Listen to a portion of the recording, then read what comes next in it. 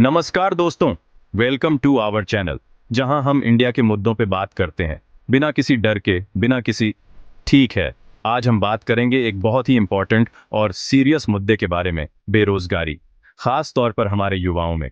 क्योंकि यार, आईआईटी करके जोमेटो डिलीवरी करना ये कोई सपनों की उड़ान नहीं है। हम समझेंगे कि क्यों लाखों नौजवान नौकरी की तलाश में भटक रहे हैं। क्या ये सिर्फ किस्मत का खेल है या फिर कुछ और गड्ढा बड़ा है? क्या सिस्टम हाई खराब है?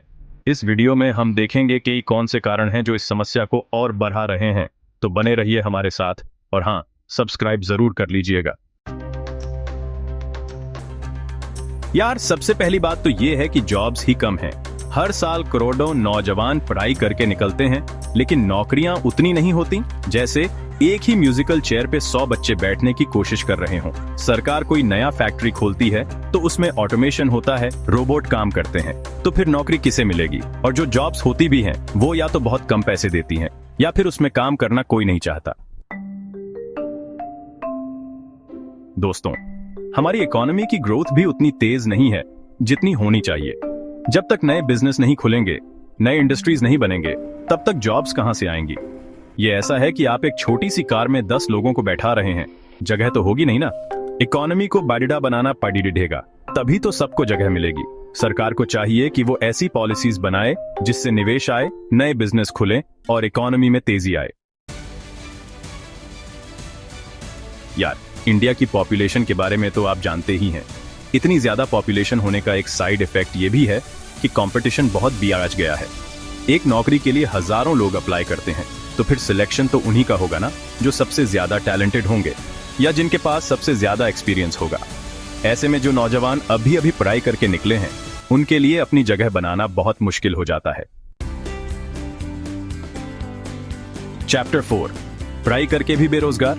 दोस्तों, ये सुनकर आपको थोड़ा अजीब लगेगा, लेकिन इंडिया में ऐसे बहुत से लोग हैं जो हाईली एजुकेटेड हैं, डिग्री हाथ में है, लेकिन नौकरी नहीं है। खास तौर पर हेल्थ और इंजीनियरिंग सेक्टर में ये प्रॉब्लम बहुत ज्यादा है। कॉलेज से निकलने वाले स्टूडेंट्स की संख्या तो बढ़ रही है, लेकिन उनके लिए जॉब्स नहीं बढ़ रही है। इसका एक कारण ये भी है कि हमारे यहाँ जो एजुकेशन सिस्टम है, वो इंडस्ट्री की जरूरतों के हिसाब से नहीं है। चैप्टर 5, क्या पढ़ाया जा रहा है? दोस्तों, सच्चाई तो ये है कि हमारे यहाँ एजुकेशन सिस्टम में काफी कुछ सुधार की जरूरत है। जो कुछ कॉलेजेस में पढ़ाया जाता है, वो ज्यादातर तो प्रैक्टिकल लाइफ में काम ही नहीं आता। नौकरियों में आजकल नए नए स्किल्स की मांग होती है, लेकिन हमारे कॉलेजेस की सिलेबस में वो स्किल्स होते ही नहीं है। रिजल्ट, नौजवान पढ़ाई करके तो निकलते हैं, लेकिन उनके पास वो स्किल्स नहीं होते जो कंपनीज को चाहिए होते हैं। चैप्टर 6, सरकार क्या कर रही है? दोस्तों, ये तो आप भी मानेंगे कि इस समस्या को सुधारने में सरकार की बहुत बड़ी भूमिका है। सरकार वोकेशनल ट्रेनिंग प्रोग्राम्स चलाती है, लेकिन उनकी क्वालिटी अक्सर क्वेश्चनेबल होती है। कई बार तो ऐसा होता है कि इन प्रोग्राम्स में भी वही सिखाया जाता है जो किताबों में लिखा होता है, प्रैक्टिकल ट्रेनिंग नहीं दी जाती। सरकार को चाहिए कि वो इंडस्ट्री एक्सपर्ट्स की मदद से ऐसे ट्रेनिंग प्रोग्राम्स डिजाइन करें जो वास्तव में नौजवानों को नौकरी के लिए तैयार कर सकें। चैप्टर 7, दोस्तों, ये भी एक बड़ी समस्या है जो हमारे एजुकेशन सिस्टम को खोखला कर रही है। पैसे देकर एग्जाम्स क्लियर करना, फेक डिग्रीज बनवाना, ये सब चीजें आम हो गई हैं। इससे होता क्या है? जो वास्तव में मेहनत करता है, जो टैलेंटेड होता है, वो तो पीछे रह जाता है, और जिसके पास पैसा होता है, वो आगे निकल जाता है। इससे न सिर्फ मेरिट का कत्लेआम होता है, बल्कि हमारे देश का भविष्य भी अंधकार में डूबता है। चैप्टर 8, स्किल्स तो दो भाई।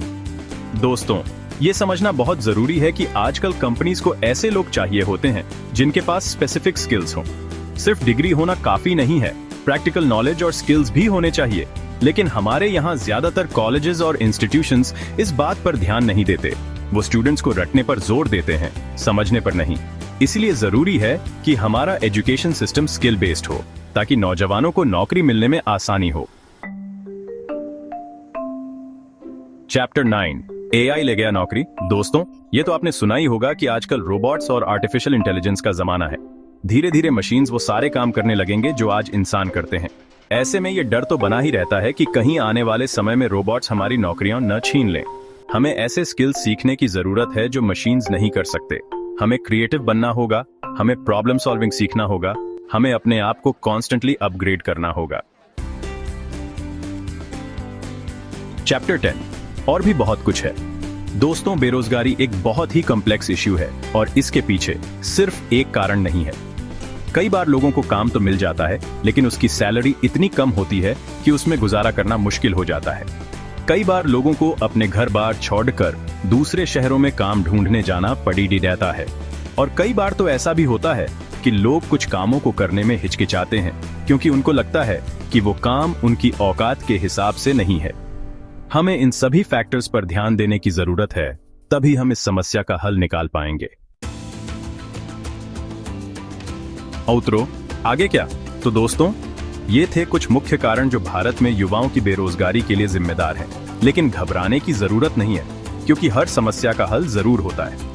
हमारे अगले वीडियो में हम बात करेंगे कि इस समस्या से कैसे निपटा जा सकता है, कौन से कदम उठाए जा सकते हैं जिससे हमारे नौजवानों को रोजगार मिल सके। तब तक के लिए इस वीडियो को लाइक कीजिए, शेयर कीजिए और हमारे चैनल को सब्सक्राइब करना न भूलें। धन्यवाद।